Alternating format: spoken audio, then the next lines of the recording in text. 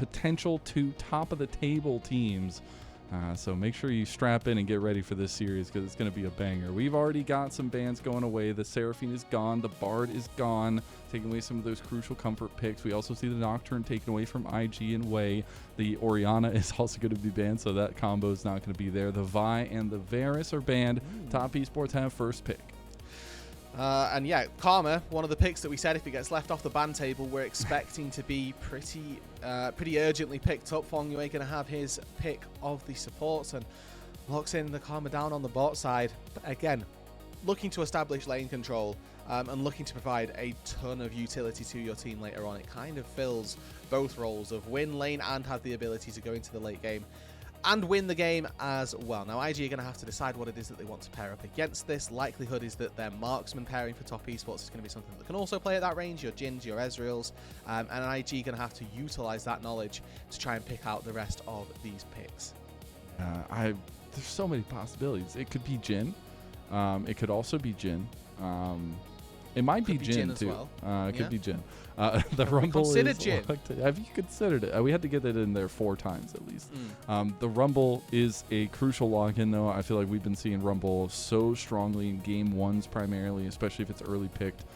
Some obvious losses, but I still think it gives you a lot of that spacing for your teamwork. And now we also have the Ezreal locked in, so a bit safe pick coming out of the bot lane for IG. Yeah, and I wonder what it is that they're looking to pair up with this Fameko. Obviously, with the Bard taken off the board, the Seraphine not there, not necessarily the greatest pairing, but a Nico might sort of come through. You don't really want Ezreal Lulu as a bot lane duo. Feels like you're wasting the Lulu's potential in this Fearless style. And there's the Sivir actually locked in for JiaQi, so a little bit of a throwback here. And making sure that this is the Sivir Karma duo of old, where you both just push your move speed button and run at the enemies. So we need carries from the rest of top esports. Obviously, JiaQi Love is going to be a pretty big proponent for damage in the late game, but through the early to mid game, the Civ are not the greatest at doing all of that work.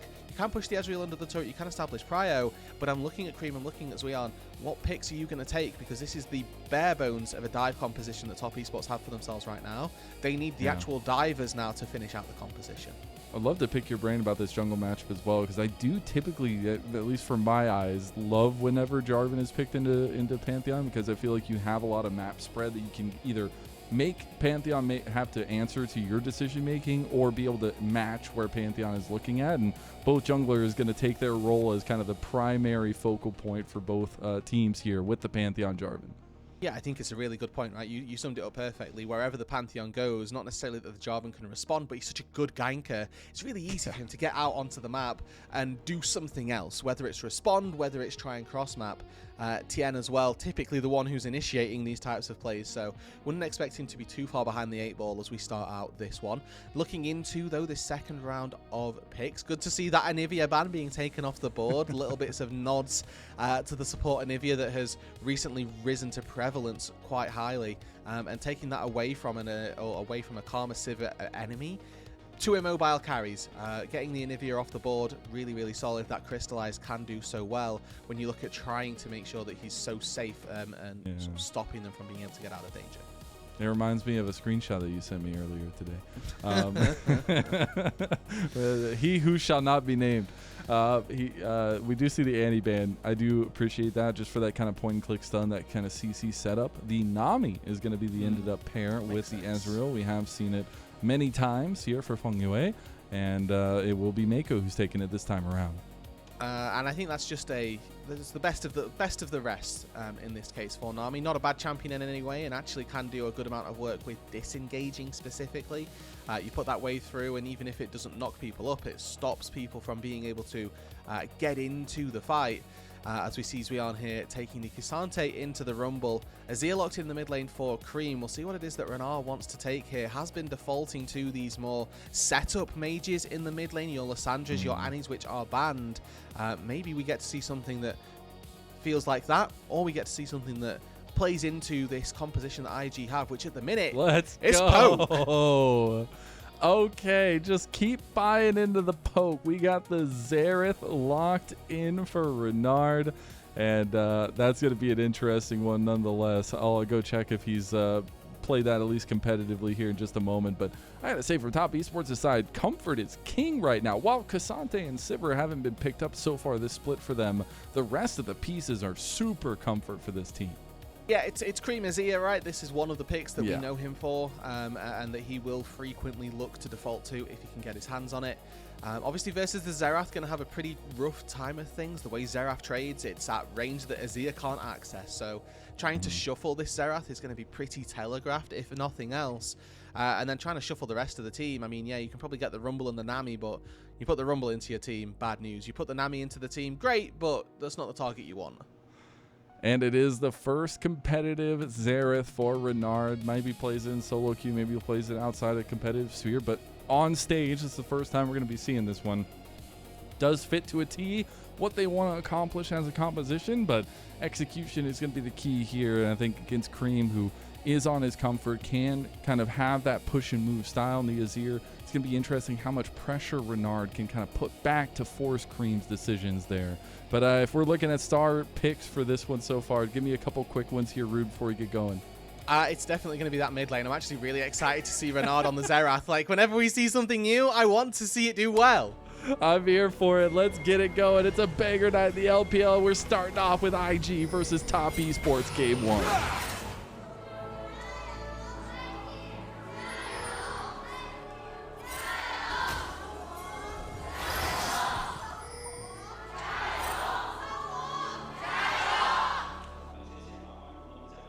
Give me one of those TN signs.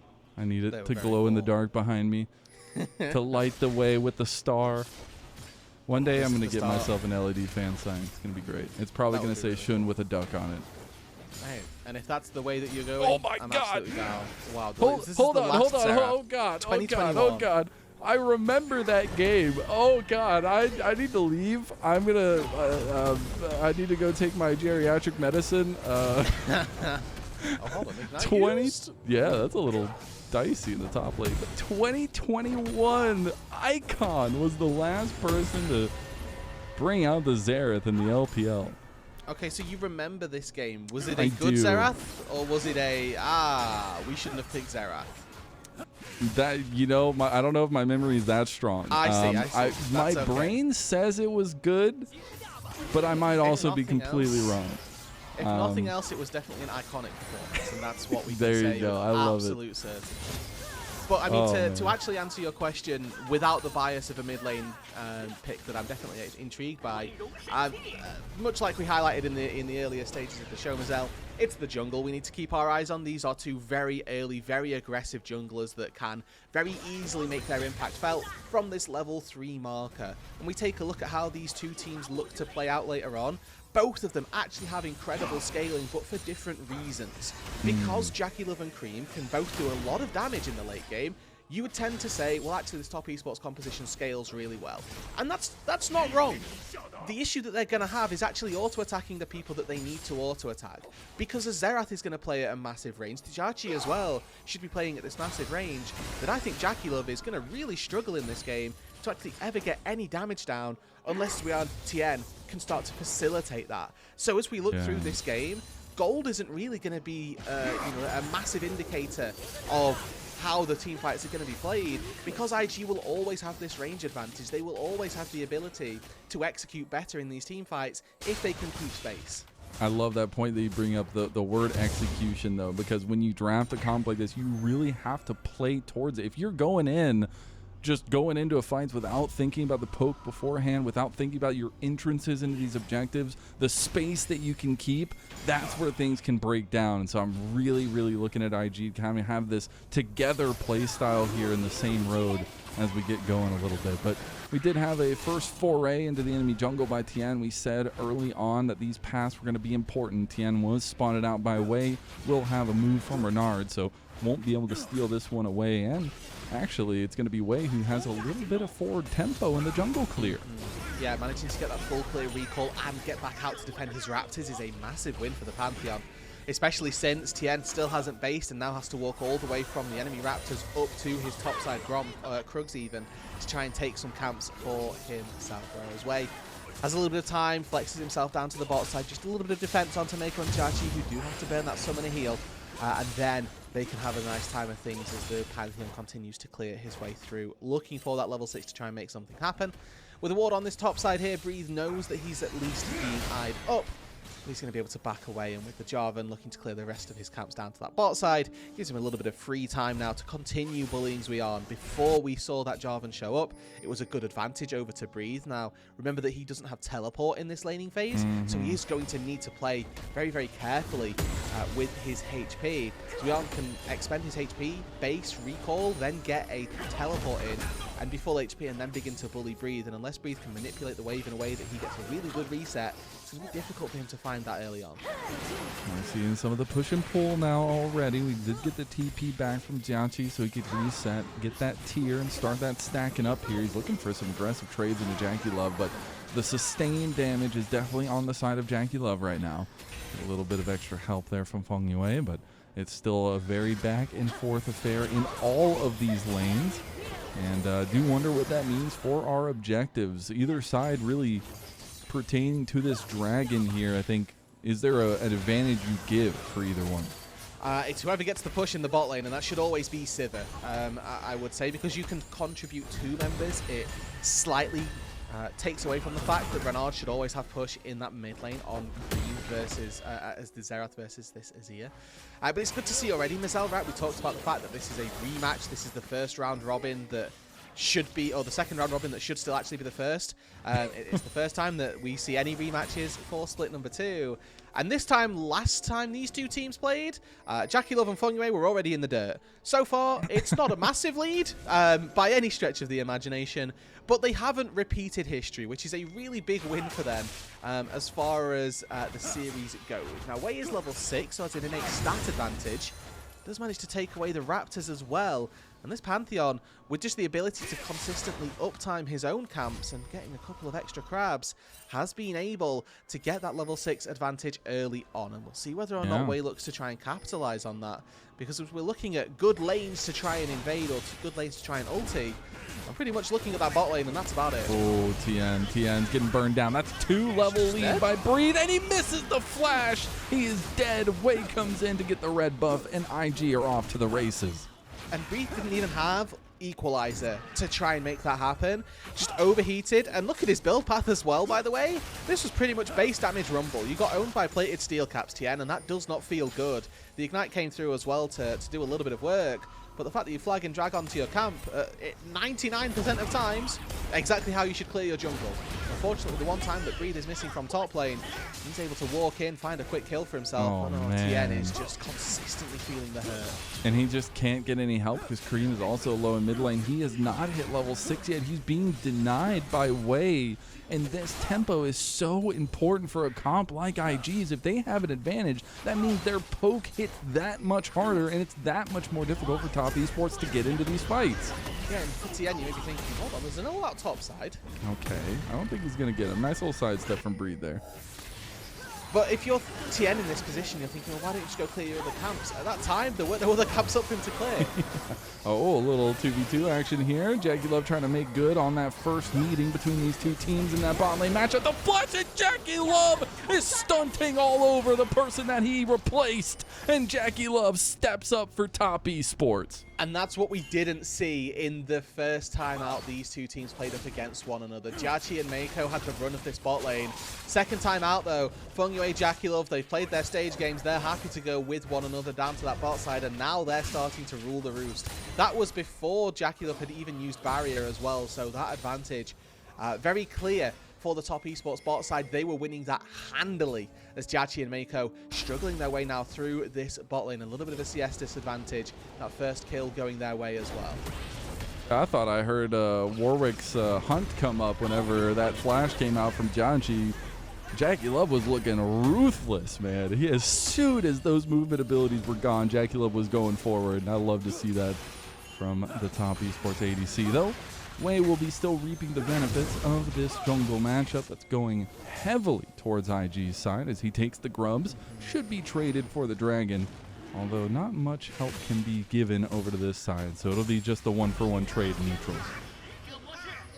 And in fairness, I do actually tend to favor the team that gets a dragon in this trade. I think that Soul just has so many more ramifications than those grubs do. And as far as the ability to use grubs in this late game setting, like in a side lane, for example, I'm not looking at Rumble. I'm not looking at the Xerath to be those massive split pushes through this mid to late game. But if IG can come in and stop this dragon, that completely changes the tide of things. It really does, and they do just swoop in. You can tell Top Esports don't want to give this one up without a little bit of a tussle. Creme does lose a chunk of damage. It's going to be smelled away by TN, and then Jwei unfortunately suffers the punishment afterwards. Fengyue is the first one to go down in the fight, and now the Cataclysm comes in. The double at least comes through as double flashes from Jwei and Mako, but IG will make it out, licking their wounds here. Do lose the dragon to Top Esports. Yeah, a little bit of an early smite, unfortunately, and that does cost Jwei there. It means, yeah, that TN able to just about secure that dragon. Top Esports walk away with the objective that they set their sights on in the first place. Let's take a look at what happens here. Q smite just doesn't quite time it right, and TN able to come in and take it. But you can see how much time Jwei buys with his E. They're getting maximum amount of DPS from Top Esports into the Pantheon, and he's just taking no damage whatsoever by a well-timed utilization of that spell. He's able to come away with one quick kill onto Fengyue. You can see the power that Renard is going to have in this game, as he has a really, really solid showing, and you'd like to think that that can continue. We are hitting those first item spikes now. Ludens, obviously there for Renard, but it is a Essence Reaver completed for JiaQi Love, so opting into the more damage-centric style here right now for this bot lane, and I expect that play style to shift around towards that bot lane a little bit more if they can cut it. But that being said, there's really no objectives to speak of, so it's just going to be a farm fest for the next little bit. And I guess, do those first item spikes really adjust your thinking of how these teams bring up these fights? I mean, not to deflate anything here. No, the compositions are the compositions that they are, and if the Xerath is landing spells, even with that first item, it's good.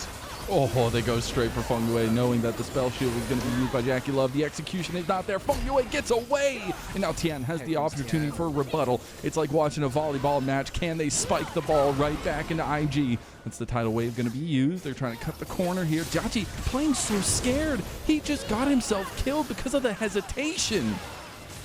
I think it's really tricky for him to get out either way. You know that the Jarvan's still got all of his cooldowns available, and you've got no flash. Ultimately, you put yourself in the alcove, and trying to get out of there was always going to be a tricky position.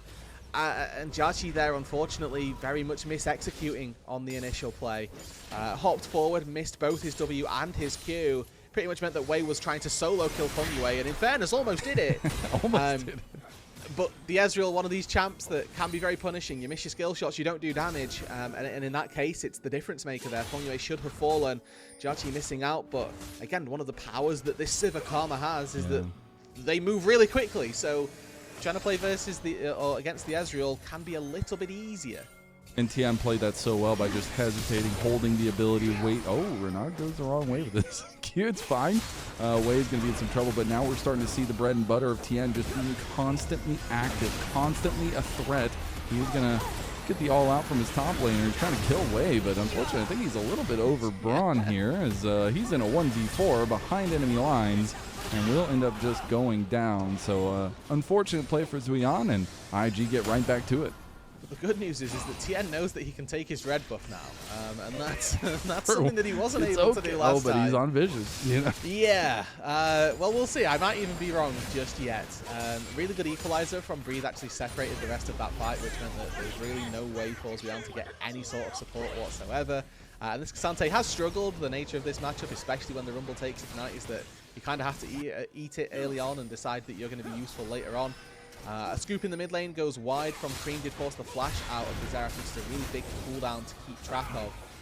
One of the small things here that I am going to introduce to the people at home is that the majority of this IG composition is based on execution. I did this earlier on, but I want to highlight why. These skill shots, Ezreal and Xerath, notorious for their poke, if it lands, I've already seen a couple of errant skill shots from these two in the early stages of this game, and if they don't land, that's a problem. It is a little bit tough, as see if they can warm themselves up a little bit. And that's, again, going back to that same conversation of execution. It's a great word, but you got to reach the bar of it. And I think that's something that IG have shown some struggles with already in this game, but they have plenty of opportunities to make up for it. Speaking of opportunities, we have about 15 seconds till another dragon would spawn. Could be a second one stacking up for top esports.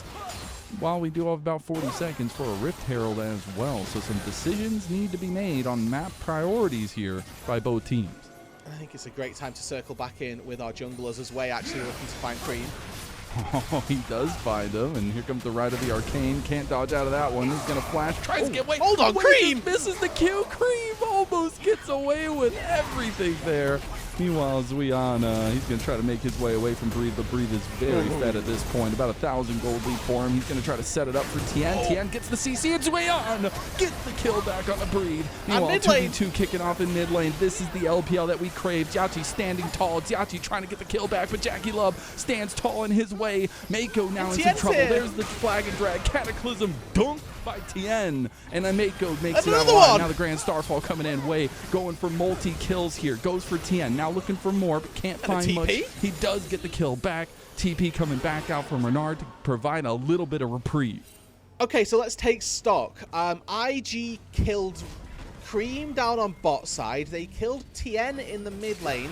Off the back of that play where then top esports managed to save Jwei on that top side, find a kill onto JiaQi in the mid lane, and it's overall a 2-for-2 with this dragon looking to go to Invictus Gaming. Well, this is bold by Jwei. Okay, he's going to smite it away. So it'll be 1-for-1 for the Dragons. Rift Herald is the next conversation as top esports deploy. So this is the play in the mid lane. JiaQi playing versus these minions is really, really difficult, and he finds that out the hard way. Look at the way that JiaQi Love and Fengyue start positioning around this cannon minion. JiaQi can never actually land a Q and do that damage that we know Ezreal wants to do. Tien here very nearly getting caught in the headlights as he walked up, fired his ulti, and very nearly missed the auto attack, but they'd end up finding the kill there. Does fall as Jwei is able to Grand Starfall in. This is a replay of what happened on this top side. He goes for the all-in. Doesn't have the vision on Tien to know where he is. Like Jwei here makes a really good early ulti to get off of the equalizer. Does almost get cut to a crisp, but fortunately gets a knock up on the Q3, and Tien comes in to save the day. We've got a Herald as well, Mazel. Rift Herald down to top esports, though. They're going to try to get out now with Jwei, but he's getting diced up here. Jwei getting in a little bit of trouble. Tidal Wave was used as a defensive tool. Renard is still trying to poke down. Equalizer goes in on the 3. JiaQi Love gets cooked alive in front of his team as IG have now picked apart top esports. Some of this poke is landing, and that's all that matters. The execution bar has been met by IG, a 1.6k gold lead. And they continue here to push the pace of this game. Renard on this Xerath continues to play very, very safely, continues to pump out that damage, and is actually doing a lot of work in these team fights. Just then we saw him landing a very crucial set of ultis, which were able to take down a couple of carries as well. And as we reach the late game here, Mazel, as well, this Xerath is going to become just an ult bot. We'll be able to step back and fire on full HP targets, but we take a look at how this fight broke down. Jwei again trying to play in this front line, but takes too much damage before anything actually happens. And as Creme comes in, he's got a really good angle to go for a scoop, but IG just about backed themselves away in time. And a well-timed bubble from Mako keeps Creme from being able to do anything during the fight. And in the time that that bubble actually has him suspended, there's an equalizer that's gone down. Breather's cooked alive top esports. And Creme just has to sort of watch on with mercy as he thought that he'd be able to do more than he actually can get away with. You thought you were roasting a pig on a skewer, but it was actually top esports. And that was an impeccable equalizer from Breathe. Again, somebody we lightly talked about coming into the series, and against a newer player now really strutting his stuff on his Rumble, which, by the way, doesn't have the greatest win rate in his career. But we will check into that because all that matters is recency bias. And if I'm looking at recency bias, it's this mid-jungle combo. I know you weren't the highest on Renard, but it's been Jwei that has had twofold answers to what Tien and TES have been doing.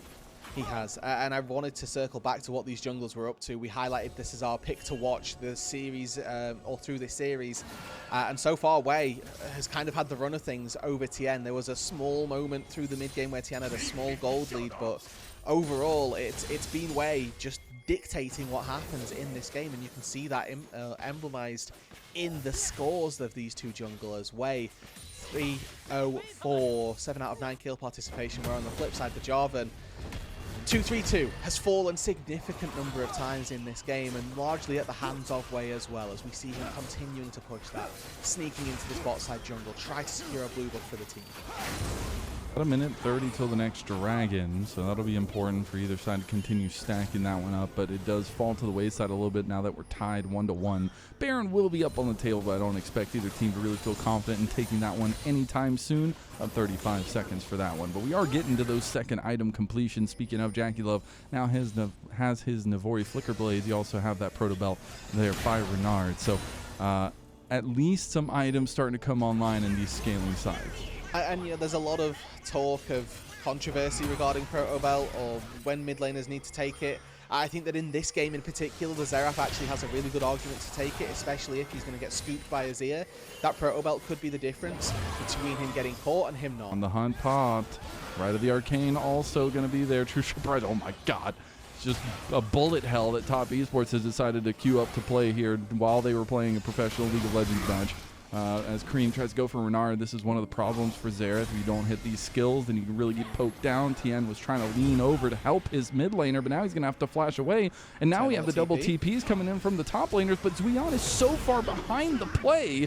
Creme is just getting burned down by Breathe. Immediate escape from Top Esports. They had to burn flashes for that, and they're going to get away, but they lost so much for it, and a ton of that prio around Rift Herald. Yeah, Sub Turret goes up to try to give them some safety. Rift Herald is used to give Breathe gold, if I'm being honest with you. As the Baron spawns 20 minutes into the game here, we find IG 2,500 gold to the good, dictating how these plays are being made. And Israel able to push in another wave into that mid lane, takes a good chunk out of the tier 1 turret. When a Sivir loses her tier 1 turret, that's how you know the game's looking pretty chalked. This champion should never get any damage onto her turret whatsoever, but I see JiaQi continually trying to go for these fights up against JiaQi. I've got poked too. He does indeed. The issue with this bot lane, though, for IG is that the Karma can do some good shielding. The issue for Top Esports is that IG have got healing to back it up. Yeah. Again, this lead that IG has just suits their comp so well because they can dictate where Top Esports enters fights from. The poke is always going to be of detriment to those moments. As Dragon does go down, it'll be second Dragon for IG on their way to a Cloud Soul, which both teams would really like to have in their compositional strengths right now. We're going to see so much vision placed down towards this bot side for IG. They have complete control of that river with Grand Starfall. At least not Grand Starfall. It kind of looks like the animation there, but the Rite of the Arcane, rather, gets the kill on to JiaQi, and you just can't run away from that. One spell shield will not block 5 shots of an ultimate from Renard. Yeah, and I think caught window shopping there, still had flash available and was on the very edge of the range, so would like to think that he'd have been able to flash out of that, but IG get not just one turret, but 4 plates on the second one as well. That's a lot of gold. Yeah, it's split amongst a good few members, but a tier 2 turret in the mid lane looking a lot worse for wear, and JiaQi sort of in a throwback to the last series that these two teams played against one another, having a bit of a stinker. I know I'm maybe caster cursing, foreshadowing, whatever you want to call it, but man, if IG win this game and still continue to be the only team that's ever taken games off of TES in this split 2, that's just absolutely crazy. Creme gets a really nicely timed Emperor's Divide to get away from Jwei. Breathe is the target here. He's got a pretty decent shutdown on him here. He's going to use the equalizer to try to equal things up as they do try to take him down. True Shot Barrage comes across. Tien almost dies. The heal has to come out from Fengyue, but they still get the kill onto Tien. Yeah, Summoner heal's enough, and Creme should be able to live on this bot side as we've got Proto Belt available as well, so has that little extra element of safety there. JiaQi, you can see, looking to try and take this tier 2 turret down, though. Jwei's moved in, and I think that that's going to be the call. These the grubs, rather, going to help out in that aspect as well. So IG take 2 turrets through the mid lane, completely breaking open the map here. And even if the kill score wasn't dead either, or wasn't as one-sided as it is, these turrets are looking very good for them as well. Barrier is used here by JiaQi, and then Renard not on vision, importantly. Opens up. Oh, he started moving. Shopping. Oh, hold on.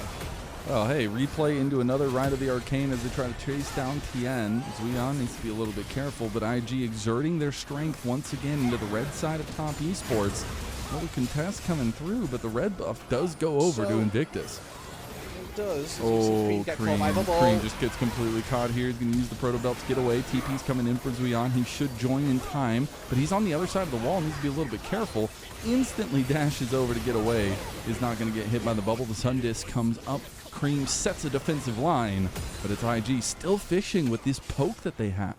So my problem that I have with the way Top Esports are playing is they have this really good engaged style with Jarvan's Zwian going in, the movement speed over the top of them to make it easy for them. However, we haven't seen that be executed on a single time. We are using Sivir ulti defensively, we're using Karma Mantra shields defensively, and thus far, we haven't seen any access to Renard or JiaQi.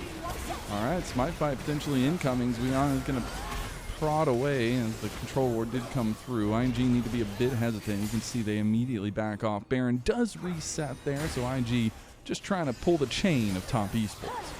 This is the time now for Renard and JiaQi, right? This is your window to start putting some poke down. I mean, if one of these shocking orbs lands and JiaQi's nearby, I'm pretty sure the two of them have got the damage to take out. I'd say everybody outside of Zwian here. TN, definitely not the most tanky member currently, with just the Merc Treads and a little bit of armor that you get from the, I think that's a GA component. I'm not going to pretend that I can tell you the name of that one in particular. What's your, just a real quick question, what's your scaling answer here for either side? Who do you recommend a little bit more if we get to another 10 minutes into the game? It's again, Mazel, unfortunately, it comes down to can Top Esports get in there? Because both of these teams have got the damage in the late game, right? Like Xerath and Ezreal both do insane amounts of damage. Azir and the Sivir both do insane amounts of damage. I think that for IG, the game is just easier because they've got range. If Renard can land those right of the arcanes, the scaling factor, by way of how easy it is to execute, goes to IG. Massive shutdowns on Renard and Jwei. I know that's juicy for Top Esports. You got to be careful on these entrances. You got to be really precise on where you are entering these fights. As JiaQi Love tries to go back, this is the problem. You try to go back, and they immediately engage on you from decent range, and now he's just getting knocked up in the right of the arcane. It is artillery central for IG right now, and they're just calling in the shots. Although they will lose Mako on the back end, and maybe things starting to go a little bit upside down for them. Jwei trying to get one more kill. TN is going to try to run down Jwei, but now Breathe is cooking with the Flame Spitter. TN almost dying to Jwei outright. He's just going to commit to the kill and die. He didn't have the damage. And that's the problem here. I'd be really interested to see the damage that JiaQi Love dealt in that team fight, because it felt like he was playing dodgeball with his ulti, with Redemption coming through. Like, IG have just got so much more range. This Sivir can never play the video game, and it's absolutely brutal for JiaQi Love here because he doesn't really doing anything wrong. Walking into the mid lane to try and clear it, Breathe spots him, puts the equalizer down. So let's watch the auto attack that JiaQi Love can actually contribute in this fight. There's his ulti, he gets knocked up. Another ulti comes through, still not yet done any damage. Now TN is doing a lot of work, Creme doing a lot of work to buy space for the Sivir, who's eventually able to turn around and throw one Q and one auto attack to contribute. So Creme actually in this fight is the real MVP for Top Esports. And it's still not enough because unfortunately Renard is never in danger. He's still got 75% HP. He's able to flash forward, find a couple of kills. And if they can't find access to Renard, to JiaQi, then they can't kill them, which means they're going to kill you instead. And that's the issue with this composition that Top Esports have, is if they don't use those ultis on the Sivir, on the Karma Mantra shield to get engages, the JiaQi and Renard are going to run over them. And I just got to keep some praise towards Renard. I know there's a lot of question marks going on. This is the guy that replaced Rookie? Why? It's because we had seen consistent performances out of Renard. And now he's sitting at 5-0-6 and has played the Xerath almost impeccably. And he's almost on 4 items now as well. As an incredible stat coming through.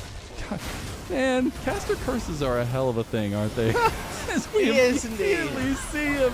I'm sorry, Renard. I'm so sorry. Top Esports are winning. Oh my God, they're actually going to take this. The equalizer comes down. Maybe it's enough. They get one back though. Jwei is already down. Zwian trying to go for gold onto JiaQi, but it's Creme that comes and slams it home as he's top of the podium for Top Esports. It's going to be straight to the Baron for them. And that's why I was saying it's all about execution. If Top Esports can find Renard, can find JiaQi, they can win. But when they don't do that, they get owned. Now, Breathe has no equalizer, but he has got a Nami buffing him up. He might fancy this 2v3. Breathe is strong, but the Emperor's Divide brings him right back, and you shall not rise to Shurima. You shall bow to it as Baron goes over to top.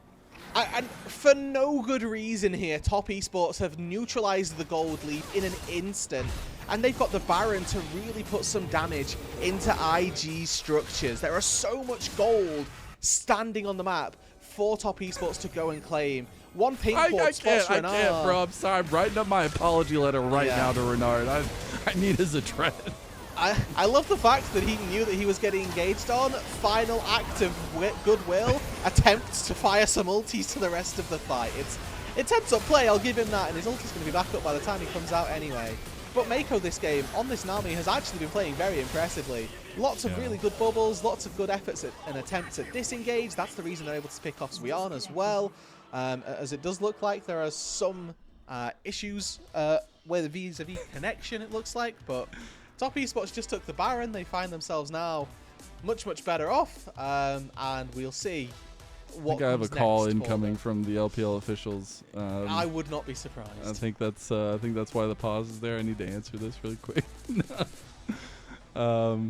Yeah, no, it's tough because from a prominent position, this comp is so strong, and we saw it for 70% of this game so far, but there's still a lot of game left to play, and it all comes down to that execution. You mis-execute one time as IG, things start falling really far down, and now Top Esports can be in a very, very promising position with all their scaling started to come online, but also just a very stalwart team fight style composition with Tian leading the charge. The second that you have the wherewithal to withstand the poke, this fight and this game becomes a lot easier for Top Esports because they can absorb the poke, they can run through it, and then look to find those engages.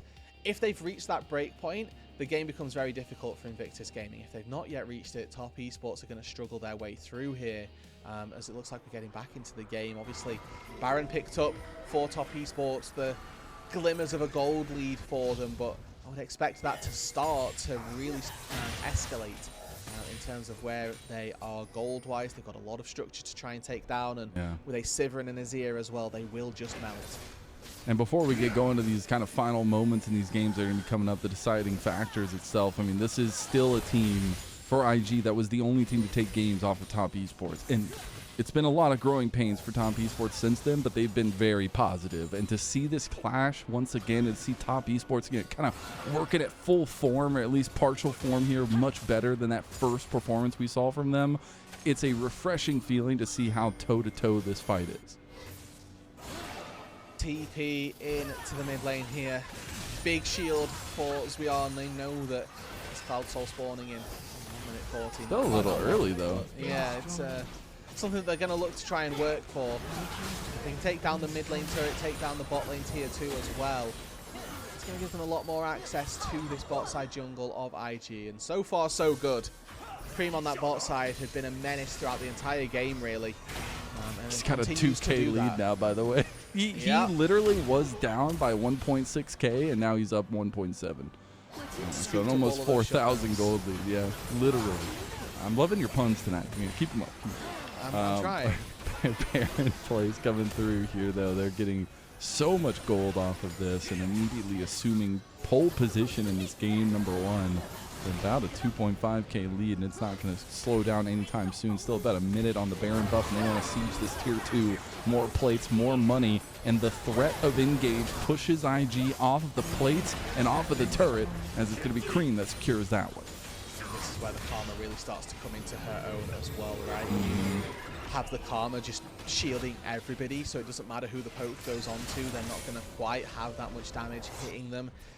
JiaQi fires one boomerang blade, takes JiaQi down 20% HP, and you know, if that happens twice when they're sieging a turret, you're half HP already. So it's really difficult in this situation as IG to even try and get back out into the map. Look at the vision down in the bot side jungle. You can see Mako having to loosely face check, and there's a pink ward behind them as well. So not that there are any big TP plays, but I think that Creme, if you wanted it, could go for a nice angle into the backline and go for a big scoop there. Jwei, good time of things. Wants to secure his own Raptors, but It's been started. Creme's just going to take this solo if IG don't walk in. Again, execution is the name of the game for IG. They need to find the way in. They need to find it fast. This could just be a dragon going over the top. Looks like they want to stick around for the fight, though. Renard may be overextending himself a bit. Breeze is going to get all out of by Zwion. Zwion get a little bit lower. That was a really nice equalizer, but it's off of the fight now, and now he's gone golden, trying to flash away, but gets knocked back with the Q3, and that's Zwion helping pick up the kill, and Creme is going to run down Jwei now. Jwei has fallen to pieces, and JiaQi Love with TN is setting him alight here, as that's going to be Renard caught out again. The immobile Xerath is bit down to pieces, and Mako and JiaQi are on the wrong side of the tracks here. Fengyue is going to flash away from the True Shot Barrage, meaning that IG get literally nothing from this entire series of play. That is an ace. That is the game. Soul be damned. Top Esports said not today, IG. And for 30 minutes, IG were winning game number 1. In the last 3, Top Esports clicked. They knew what their composition needed to do. They recognized the way to do it, and they come away here the victors. Oh, way. This is a crazy start to what is sure to be a crazy day. But IG's streak against Top Esports will end. Top Esports have grown since that first series, and they have turned into a beautiful beast that we get to see absolutely rampage the league here across these last 4, now 5 series. And that was that was incredible, because it looked like history was going to repeat itself. These two teams have already played in Split 1. Very early into the season is going to be the final time they play one another for the regular split, but IG were, for 30 minutes, in the driving seat. They were loving life, having a great time of things, in a very good spot. But then they mis-executed one time. Mazel lost them the game by saying Renard was playing well. And then that's the definition of a caster curse, people. It was so bad. That might be the worst caster curse I've ever had in my career. Like, this guy's playing so well. Dies, loses the game. Loses the game 5 minutes later. Oh my goodness. But hey, I'm gonna tip my cap on the execution part of things. You know, if they had executed more correctly, then the caster curse wouldn't have mattered. And it would be an IG series. But that's a tough one to handle, right? Because something else for IG that we mentioned a little bit at the start of the show was they really like blue side. They're one of the only teams that picks blue side. They've had one red side game and it was a loss. And besides that, all their wins have come from blue side, and you know that's comfort. The picks were pretty comfort, besides the couple, the Xerath being thrown in there.